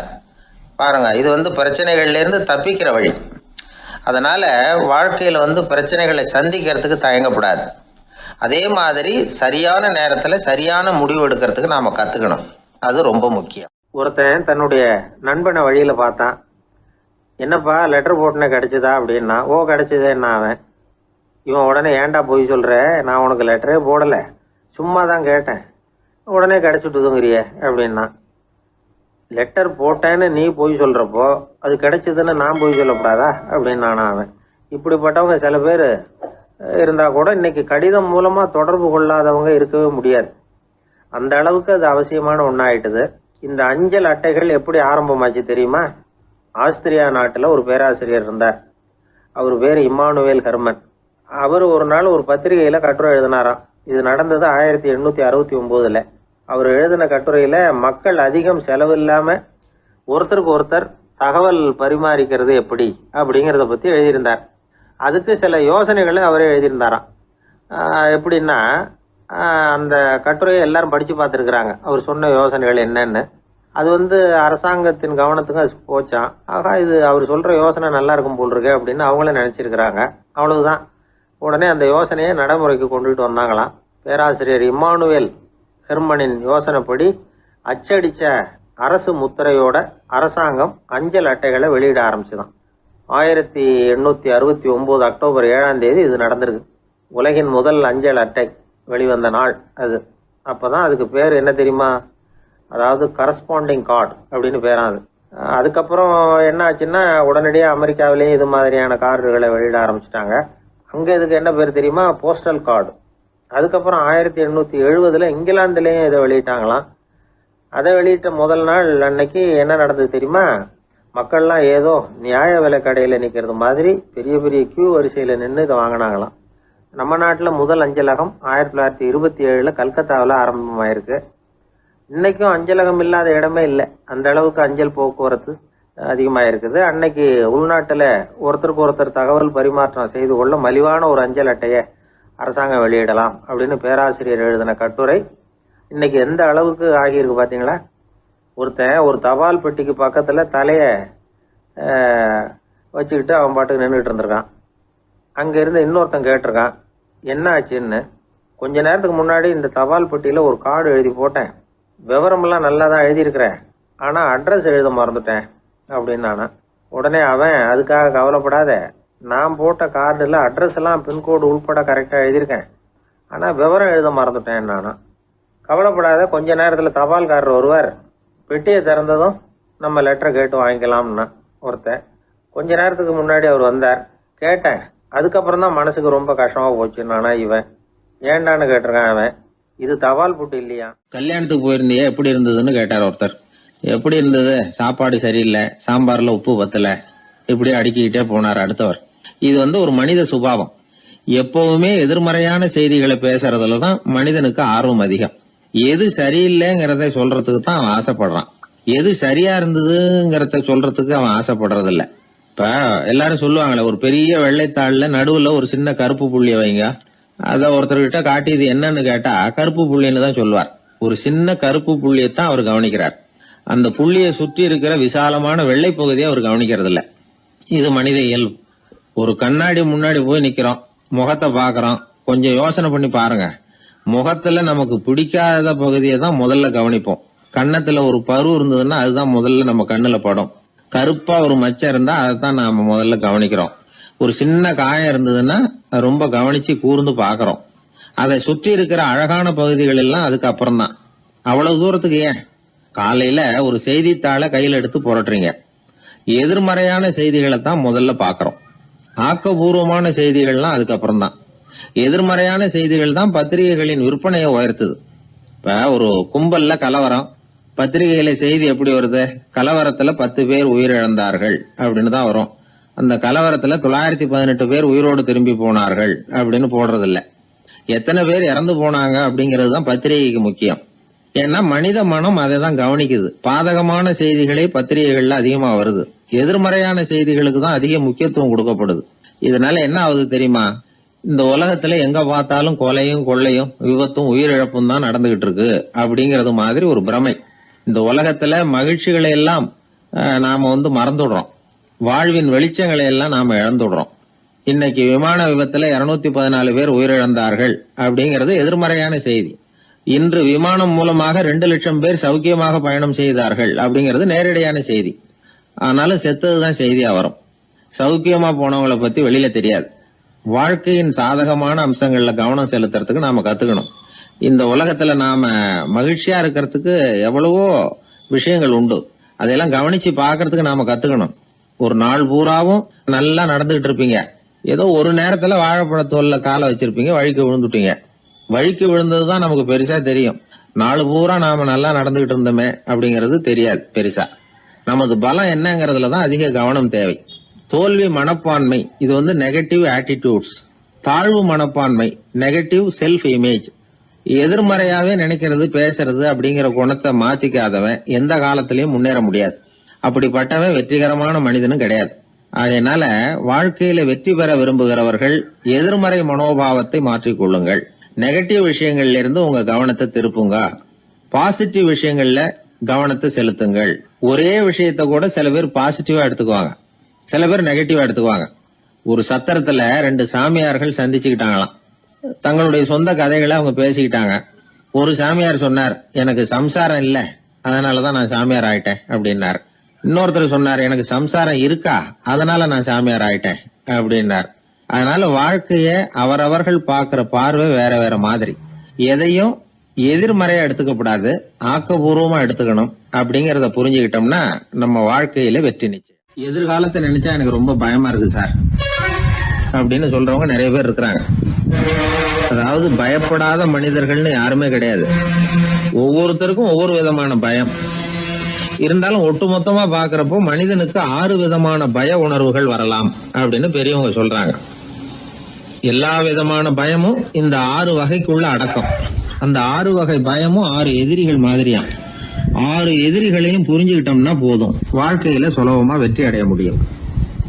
சரி, அந்த 6 வகை பயம் என்னென்ன அப்படின்னு பார்ப்போம். முதல்ல வறுமை பற்றிய பயம், 2வது பழிச்சொல் பற்றிய பயம், 3வது உடல் நலம் பாதிப்பு பற்றிய பயம், 4வது என்னன்னா காதல் தோல்வி, 5வது முதுமை, 6வது மரணம். அதாவது பயப்படுறதுங்கிறது ஒரு மனநிலை தான்.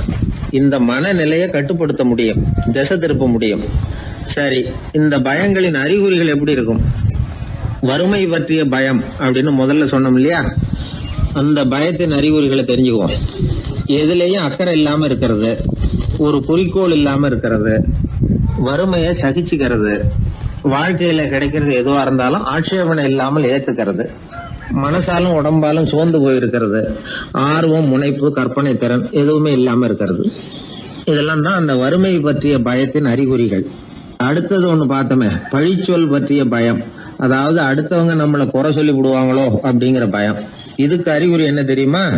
புதியவர்களை சந்திக்கிறதுக்கு பயப்படுறது, முடிவு எடுக்க முடியாம குழம்புறது, பிரச்சனைகளை தவிர்க்க விரும்புறது, தாழ்வு மனப்பான்மை, வரவுக்கு மீறி செலவு செஞ்சு இமேஜை உயர்த்திக்கிறது, குறிக்கோள் இல்லாத வாழ்க்கை. இதெல்லாம் தான் அதுக்கு அறிகுறிகள். 3வது பயம் உடல் நலம் பாதிப்பு பற்றிய பயம், அதாவது நோய் பற்றிய பயம். ஒரு உண்மை என்ன தெரியுமா? டாக்டரை சந்திக்கிற மனிதர்கள்ல 75% பேர் தங்களுக்கு நோய் வந்துட்டுதுங்கிற கற்பனையில இருக்கிறவங்களாம். நிஜமாவே நோய் கிடையாது அவங்களுக்கு. இந்த பயத்தின் அறிகுறிகள் என்னன்னா, வியாதிக்கான அறிகுறிகள் தன்னிடம் இருக்கிறதாக நினைச்சுக்கிறது, எந்த நேரமும் வியாதியை பத்தியே பேசி பேசி மனசை அங்கேயே வச்சிருக்கிறது, நோய் சம்பந்தமான செய்திகளை படிச்சு நமக்கு இப்படி ஆயிடுமோ அப்படின்னு வேதனைப்படுறது. இதெல்லாம் தான் அதுக்கு அறிகுறிகள். 4வது பயம் காதல் தோல்வி. இது ரொம்ப வேதனை, உடம்பையும் மனசையும் சீரழிச்சு விடும். ஆண்களை விட பெண்கள் தான் இந்த பய உணர்வுல அதிகமா பாதிக்கப்படுறாங்க. 5வது முதுமை பற்றிய பயம். 6வது மரண பயம், வயசான காலத்துல எப்படி சமாளிக்கிறது அப்படிங்கிற பயம். ஆக இதையெல்லாம் நாம புரிஞ்சுக்க வேண்டியது ரொம்ப அவசியம். இந்த 6 வகை பயங்களை சரியா புரிஞ்சுக்கிட்டு நாம நடந்துக்கணும். வாழ்க்கையின் முன்னேற்றத்துக்கு இந்த பயங்கள் முட்டுக்கட்டே ஆயிடக்கூடாது. உழைச்சி பணம் சேர்க்கணும், உற்சாகமா மனசை வச்சுக்கணும். மனசை கட்டுப்படுத்துகிற மார்க்கம் தெரிஞ்சுக்கிட்டா போதும், எல்லாம் சரியா வந்துடும். நம்ம ஆள் ஒருத்தன் சொன்னான், சார் எனக்கு வறுமை பற்றிய பயம்தான் இருந்தது, ஒரே ராத்திரியில 30,000 ரூபாய் தயார் பண்ணிவிட்டேன், இப்ப எனக்கு இன்னொரு பயம் வந்துட்டுதுன்னா. என்ன பயம்னு கேட்டாங்க. போலீஸ் கண்டுபிடிச்சிருமோங்கிற பயம்னா. இது இந்த பயத்துல அடங்காது. அதனால அஞ்சி அஞ்சி சாவார், அஞ்சாத பொருள் இல்லை அப்படின்னு பாரதி சொன்னார் இல்லையா, அது மாதிரி பயத்தை புரிந்து கொண்டு அதற்கு தகுந்த மாதிரி நம்முடைய வாழ்க்கையை அமைத்துக் கொள்ள வேண்டும். அப்படி அமைத்துக் கொள்ளுகிறவர்களுக்கு வெற்றி நிச்சயம்.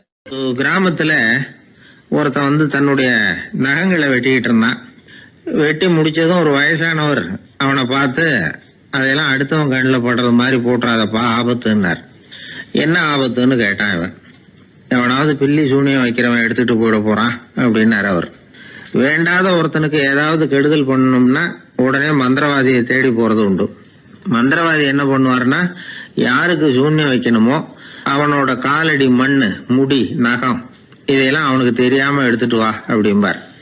இது மட்டும் இல்ல, அழுக்கு துணி, பேரு, மனித உருவம் மாதிரி செய்யப்பட்ட பொம்மை இதெல்லாம் கூட மந்திரவாதிகள் பயன்படுத்துறது உண்டு. இதெல்லாம் ஏமாத்து வேலை. மனிதனுடைய முடி, நகம் இதெல்லாம் வெட்ட வெட்ட வளருது இல்லையா, அதனால அதுக்குள்ள உயிர் இருக்கிறதாக ஆதி மனிதர்கள் நம்பி இருப்பாங்க.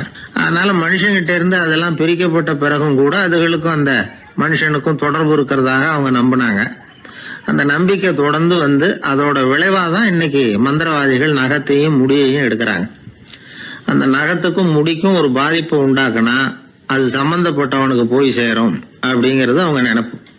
அவ்வளவுதான் விஷயம். இது மாதிரி நம்பிக்கைகள் தான் இன்னைக்கு நகம், முடி இதையெல்லாம் மற்றவங்க கண்ணில் படும்படி போடக்கூடாது அப்படிங்கிற வழக்கத்தை உண்டாக்கி விட்டுது. ஒருத்தர் பேர் என்னன்னு கேட்டு தெரிஞ்சுட்டு போய் அந்த பேரை வச்சு அவனோட ராசி பலனை கணிச்சு அவனுக்கு ஏற்பட இருக்கிற கெட்ட நேரத்துல அவனுக்கு சூன்யம் வச்சா அது உடனே பலிக்கும் அப்படின்னு ஒரு நம்பிக்கை. அது மட்டும் இல்ல, சூன்ய தகட்டுல பேரை எழுதி புதைக்கிறதும் உண்டு. இதனாலதான் பெண்கள் கணவன் பேரை சொல்லாத பழக்கம் ஏற்பட்டுதான். அதாவது பேரை கேட்டுக்கிட்டு போய் ஏதாவது கெடுதல் பண்ணிவிட்டா என்ன பண்றது அப்படிங்கிற பயம்.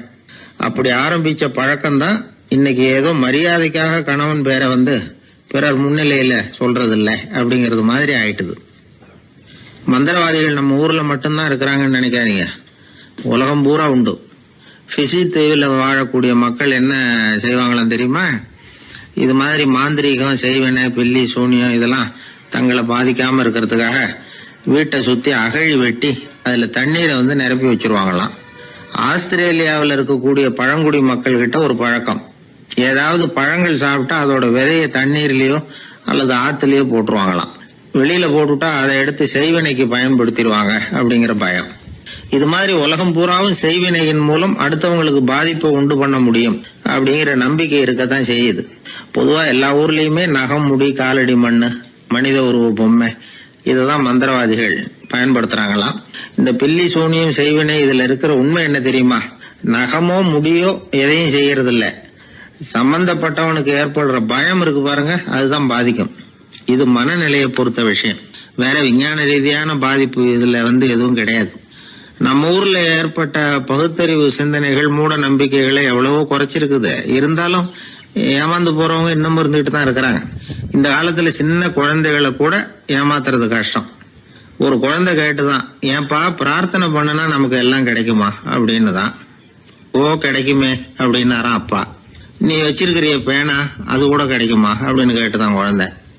ஓ கிடைக்கும் அப்படின்னாராம். அப்படின்னா நீ வச்சிருக்கிற பேனாவை என்கிட்ட கொடுத்துரு, அதுக்கப்புறம் நீ பிரார்த்தனை பண்ணி வேற ஒரு பேனாவை வாங்கிக்கோ அப்படின்னு தான் அந்த சின்ன குழந்தை. ஒரு பெரிய நினைவு மண்டபம், அதுக்கு முன்னாடி ஒரு அப்பாவும் பிள்ளையும் நின்றுட்டு இருக்கிறாங்க. அந்த வழியா போறவங்க வர்றவங்கெல்லாம் அந்த இடத்துல நின்று அது என்ன மண்டபம் அப்படின்னு விசாரிக்க ஆரம்பிச்சாங்க. அந்த அப்பாவும் பிள்ளையும் தான் வர்றவங்களுக்கெல்லாம் விவரம் சொல்லிட்டு இருக்கிறாங்க.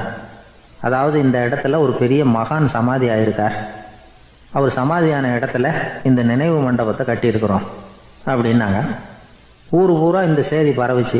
நிறைய பேர் அந்த இடத்த தேடி வர ஆரம்பிச்சாங்க. இங்கே கொஞ்சம் நேரம் உட்காந்துட்டு போனால் மனசுக்கு ஒரு நிம்மதி கிடைக்கிது அப்படின்னாங்க. அங்கே இருந்த உண்டியலில் நிறைய காசு போட்டுட்டு போகிறாங்க. பணம் கிடுகிடுன்னு நிறைய சேர ஆரம்பிச்சிட்டுது. பணம் நிறைய சேர்ந்த உடனே அந்த அப்பாவுக்கும் பிள்ளைக்கும் தகராறு வந்துட்டுது. பணம் சேர்ந்தாலே சொத்து தகராறு வரத்தானே செய்யும், அது மாதிரி வந்துட்டுது. பையன் அடிக்கடி நிறைய பணம் கேட்க ஆரம்பித்தான். அப்பா பார்த்தார், யோசனை பண்ணார், ஒரு முடிவுக்கு வந்தார். ஒரு நாள் பையனை கூப்பிட்டார், இதை பாருப்பா, நமக்குள்ள தகராறு வேணாம், அப்பாவும் பிள்ளையும் இப்படி சண்டை போட்டுக்கிட்டா பார்க்குறவங்க தப்பாக நினைப்பாங்க, அதனால் நமக்குள்ள சமரசமாக இதை தீர்த்துக்குவோம், என்ன சொல்கிற அப்படின்னார் அப்பா. சரின்னு நான் பையன். உடனே அந்த அப்பா என்ன பண்ணார் தெரியுமா? மகன்கிட்ட கொஞ்சம் பணத்தை கொடுத்தார், தன்கிட்ட இருந்த ஒரு கழுதையையும் கொடுத்தார். இதை வச்சு நீ பொழைச்சிக்கோ அப்படின்னு சொல்லி அனுப்பி வச்சுட்டார். மகன் அந்த கழுதையை இழுத்துக்கிட்டு அடுத்த ஊருக்கு போனான். வழியிலேயே அந்த கழுதை செத்து போச்சு. உடனே என்ன பண்ணலாம்னு யோசனை பண்ணான். ஒரு ஐடியா வந்தது. அந்த கழுதையை ஒரு சாலை ஓரமாக புதைச்சான். கையில் இருந்த பணத்தை வச்சு அந்த இடத்துல ஒரு கல் மண்டபம் கட்டினான். அந்த வழியாக 2 பேர் வந்தாங்க. இது என்ன மண்டபம்னு விசாரித்தாங்க. இந்த இடத்துல ஒரு பெரிய மகான் சமாதி ஆயிருக்கிறார் அப்படின்னா. இந்த செய்தி ஊர் பூரா பரவ ஆரம்பிச்சிட்டுது. நிறைய பேர் வந்து போக ஆரம்பித்தாங்க. இங்கே வந்தால் மனசுக்கு ஒரு பெரிய நிம்மதி கிடைக்குது அப்படின்னு வேற சொல்ல ஆரம்பித்தாங்க. வர வர கூட்டம் அதிகமாக வர ஆரம்பிச்சுட்டுது. உண்டியலில் பணம் நிறைய சேர்ந்துட்டுது. நகையெல்லாம் கூட கழட்டி காணிக்கையாக போட ஆரம்பிச்சிட்டாங்க. அப்பாவை விட மகன் பெரிய ஆளாயிட்டான். இதை கேள்விப்பட்டார் அப்பா. பையனை பார்த்துட்டு வரலாம்னு ஒரு நாள் புறப்பட்டு வந்தார். பையன் ஓஹோன்னு இருக்கிறான்.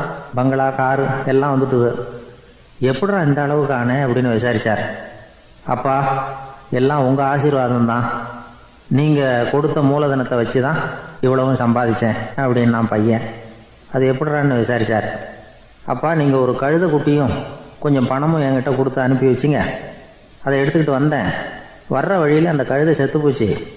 உடனே யோசனை பண்ணேன், அந்த கழுதையை இந்த இடத்துல புதைச்சேன். கையில் இருந்த பணத்தை வச்சு மண்டபம் கட்டினேன். மகான் ஒருத்தர் சமாதி ஆயிருக்கார் அப்படின்னு வதந்தியை கிளப்பி விட்டேன். ஜனங்கள்லாம் ஏமாந்து போய் காசை கொண்டாந்து போட ஆரம்பிச்சிட்டாங்க. நான் பொழைச்சிக்கிட்டு இருக்கிறேன் அப்படின்னா. இப்போதான்டா நீ என் புள்ள அப்படின்னு சொல்லி சந்தோஷப்பட்டாரான் அந்த அப்பா. ஏன் அப்படி சொல்கிறீங்கன்னு கேட்டிருக்கான் பையன். கழுதை குட்டியை புதைச்சி மண்டபம் கட்டியிருக்கிற நீ, ஏற்கனவே நம்ம ஊரில் நாம் கட்டியிருக்கிறோமே மண்டபம், அது இந்த கழுதையோட அம்மாவை புதைச்ச இடம். மகான் சமாதி ஆயிருக்காருன்னு நானும் சும்மா கப்ஸா தான் விட்டுக்கிட்டு இருக்கேன் அப்படின்னாராம் அப்பா. முட்டாள் ஜனங்களை நினச்சி அந்த 2 பேரும் சத்தம் போட்டு சிரிச்சாங்களாம். மனுஷன் ஏமாத்துறது ரொம்ப சுலபம். என் கூட படித்த ஒருத்தன் திடீர்னு ஒரு நாள் எல்லாருக்கும் அருள் வாக்கு சொல்ல ஆரம்பிச்சிட்டான். அவன் ஒரு ஆஃபீஸ்லேயும் வேலை பார்க்குறான். ஆஃபீஸில் உள்ளவங்கள்லாம் அவங்ககிட்ட வந்து அருள் வாக்கு கேட்குறது வழக்கம். ஒரு நாள் நான் அவன் முன்னாடி போய் உட்காந்து பேசிக்கிட்டு இருந்தேன். அப்போ அதே ஆஃபீஸில் வேலை பார்க்குற ஒருத்தர் அவங்ககிட்ட வந்து, சுவாமி, என் மேஜையில் வச்சுருந்த பேனா திடீர்னு காணாமல் போட்டுது, அது திரும்ப கிடைக்குமா எனக்கு அப்படின்னு கேட்டார். இவன் கண்ணை உருட்டி பார்த்துட்டு, அது உனக்கு கிடைக்காது, புதுசாக வேற ஒன்று வாங்கிக்கப்போ அப்படின்னா. சரின்னு அவர் போயிட்டார். அவர் போனதுக்கப்புறம் நான் மெதுவாக இவனை பார்த்து, அது எப்படிறாது, அது உனக்கு கிடைக்காதுன்னு அவ்வளோ உறுதியாக அவர்கிட்ட சொன்னேன் அப்படின்னு கேட்டேன். இவன் மெதுவாக என் காதுகிட்ட வந்து, அந்த பேனாவை கிளப்புனதே நான் தான் அப்படிங்கிறான். ஒரு ஊரில் ஒரு ஆள் இருந்தான். நிறைய பணம் சேர்த்தான். அவனுக்கு சம்பாதிக்க தெரியுமே தவிர செலவு பண்ண தெரியாது. மகா கஞ்சன். காசை கையில் எடுக்கவும் மாட்டான். எடுத்தால் செலவு செய்ய வேண்டியிருக்குமே. அதனால் இப்படியே அவன் காலத்தை ஓட்டி விட்டான். வயசாயிட்டுது. அவனுடைய மனைவி ஒரு நாள் கேட்டாங்க, இவ்வளவு நாளாக நீங்கள் என்னை எங்கேயுமே அழைச்சிட்டு போனதில்லை, இப்போவாவது அழைச்சிட்டு போகக்கூடாதா அப்படின்னாங்க. எங்கே போகணும் சொல்லுன்னா. காசிக்கு போகணும், கங்கையில் குளிக்கணும்னாங்க. இவன் பார்த்தான், இதுக்கு ஏன் அவ்வளோ தூரம் செலவு பண்ணிட்டு போகணும், நம்ம ஊர் ஆற்றுலேயே குளிக்கலாமே, இதுவும் புண்ணிய நதி தான், இங்கே குளித்தா அங்கே குளித்த பலன் கிடைச்சிரும் அப்படின்னா. சரின்னு 2 பேரும் ஆத்தங்கரைக்கு போனாங்க. அன்னைக்கு ஏதோ விசேஷம், நிறைய கூட்டம், நிறைய பேர் குளிச்சுக்கிட்டு இருக்கிறாங்க. கரையில் சில புரோகிதர்கள் நின்றுக்கிட்டு இருக்கிறாங்க. குளிக்கிறதுக்கு முந்தி அவங்கக்கிட்ட உட்காந்தா ஏதோ மந்திரம்லாம் சொல்லுவாங்க, கொஞ்சம் காசு கொடுக்க வேண்டியிருக்கும். அதனால் இவன் என்ன பண்ணான், ஆத்தங்கரையிலேயே கொஞ்சம் தூரம் போனான். ஊரை விட்டு தள்ளி வந்துட்டான். அங்கே யாருமே இல்லை. அப்பாடான்னு சந்தோஷப்பட்டான். குளிக்கலாம்னு புறப்பட்டான். இந்த நேரம் கடவுள் பார்த்தார், இந்த கஞ்சனுக்கு ஏதாவது புத்தி போகட்டணும் அப்படின்னு நினைச்சார். உடனே ஒரு புரோகிதர் மாதிரி உருவத்தை மாற்றிக்கிட்டு அந்த ஆள் முன்னாடி வந்து நின்னார். அவனுக்கு அதிர்ச்சி.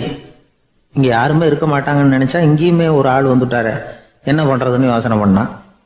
புரோகிதர் உருவத்தில் இருந்த கடவுள் சொன்னார், இதை பாருங்க, இன்னைக்கு விசேஷ நாள், நீராடுறதுக்கு முன்னாடி சுயகல்பம் பண்ணிக்கிறது ரொம்ப நல்லது அப்படின்னார். என்கிட்ட பணம் எதுவும் இல்லையேன்னா. பரவாயில்ல, அப்புறமா கொடுங்க, வாங்கிக்கிறேன். ஆனால் ஒன்று, எவ்வளவு கொடுப்பீங்கிறத மட்டும் இப்போவே சொல்லி கொடுங்க அப்படின்னார். இவன் ரொம்ப யோசனை பண்ணான்.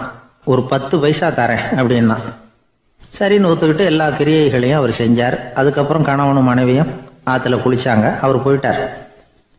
கொஞ்ச நாள் கழித்து அவன் வீட்டுக்கு வந்தார் கடனை வசூல் பண்ணுறதுக்கு. வாசலில் நின்றுக்கிட்டு இருந்த அவன் மனைவி இவரை பார்த்ததும் தயங்க ஆரம்பித்தாங்க. அந்த அம்மா கிட்ட விஷயத்த சொன்னார். அந்த அம்மா ஓடி போய் உள்ளே இருக்கிற தன்னுடைய கணவர்கிட்ட சொன்னாங்க. அவன் யோசனை பண்ணான், இப்போ வெளியில் போனால் அவனுக்கு 10 காசு கொடுக்க வேண்டியிருக்கும், அதனால் எனக்கு காய்ச்சல்னு அந்த ஆளுகிட்ட சொல்லிவிடு, இன்னொரு சந்தர்ப்பத்தில் என்னை வந்து பார்க்க சொல்லு அப்படின்னா. அந்த அம்மா போய் சொன்னாங்க. அப்படிங்களா, அப்படின்னா அவரை நான் உடனே போய் பார்க்கணுமே அப்படின்னு உள்ளே நுழைய ஆரம்பித்தார். அவங்க மறுபடியும் இருங்க தான் வரேன்னு சொல்லிவிட்டு உள்ள ஓடி விஷயத்த சொன்னாங்க. இது ஏதுடா வம்பா போச்சு அப்படின்னு பார்த்தான். மனைவியை கிட்டத்தில் கூப்பிட்டான். இதோ பாரு, ஜன்னி கண்டு நான் இறந்து போயிட்டதா சொல்லிவிடு அப்படின்னா சொன்னாங்க. புரோகிதர் பார்த்தார். அப்படின்னா ஒரு வழியாக இருந்து அவருடைய இறுதி சடங்குகளையும் நானே முடிச்சுட்டு போயிடுறேன் அப்படின்னார். உள்ளே இருந்தவன் யோசனை பண்ணான், அந்த ஆள் என்னை விடமாட்டான் போல இருக்கு, அதனால் ஒரு சவப்பெட்டியில் என்னை வச்சு தூக்கிக்கிட்டு மயானத்துக்கு போங்க, பார்த்துக்கலாம் அப்படின்னா. புரோகிதரும் விடுற மாதிரி இல்லை, கூடவே நடந்து போயிட்டு இருக்கிறார்.